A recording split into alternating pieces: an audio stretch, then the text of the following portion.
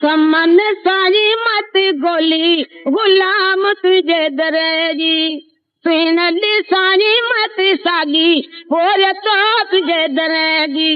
पंगरियो बरसां सैयद समन शाह सरकार जी नगरी में लाड़ जे लाल सूफ़ी बुजुर्ग सैयद समन शाह सरकार जो 44हों उर्स मुबारक वॾे शान सां शुरू थी वियो आहे। समन सारी मत गोली गुलाम तुझे दरेगी पीन सारी मत सागी और तो तुझे दरेगी। दिला भरी दिल सा वो मचू बड़ी दुश्मन सा। जिथे सिंध बलोचिस्तान पंजाब ऐं ॿियनि इलाइक़नि मां ज़ाइरीन वॾे तादाद में पुची दरगाह ते हाज़िरी करे रहिया आहिनि।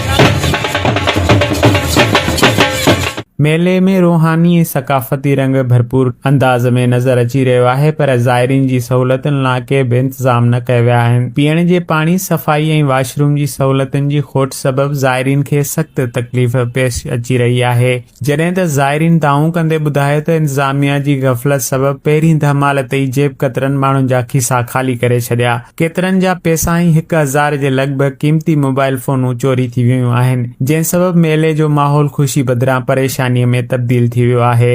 मेले जो इफ्तिताह MPA टंडो बागो अरबाब अमानुल्लाह ऐं दरगाह जे सजादा नशीन सैयद अली बख्श शाह गुलनि जी चादर चाढ़े कयो। उन मौक़े ते मीडिया सां ॻाल्हाईंदे अरबाब अमानुल्लाह चयो त सैयद समन शाह सिंध जो वॾो सूफ़ी बुज़ुर्ग हो जंहिं अमन ऐं मोहबत जो पैगाम ॾिनो। ज़ाइरीन लाइ बहितरीन सहूलतूं मुहैया करण लाइ कोशिश कंदुसि। दरगाह ते ईंदड़ ज़ाइरीन कुकड़ नज़राने तौर पेश करे दुआ घुरनि था, जॾहिं त मेलो भलनि घोड़नि जी ड्रोड़ ऐं मल मलाखिड़े जे मुक़ाबले सां बि ज़िंदा आहे।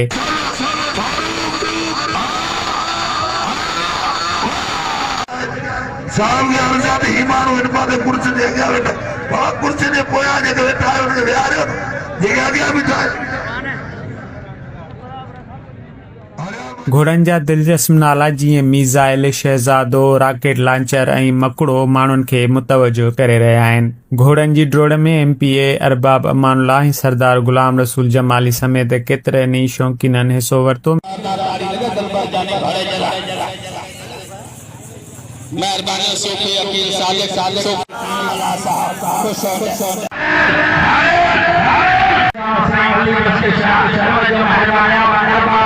मेले में सिंध ऐं पंजाब जे मशहूर मल्ह पहलवाननि पंहिंजो फन ॾेखारियो ऐं दाद हासिल कयो, जॾहिं त खटींदड़नि पहलवाननि खे इनाम बि ॾिना विया।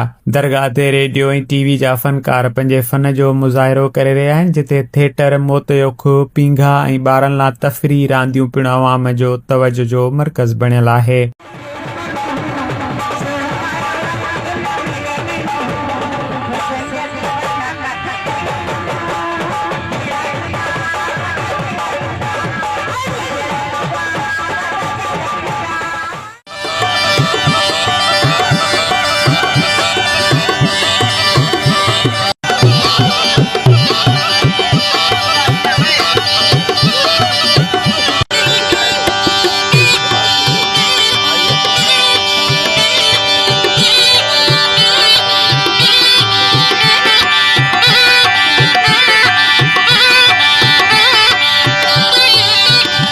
बाज़ारुनि में मिठाई, फुला ऐं किशमिश वॾे तादाद में विकिरो थी रहिया आहिनि, जेके ज़ाइरीन पाण बि खाइनि था ऐं पंहिंजे मिटनि माइटनि लाइ बि वठी वञनि था।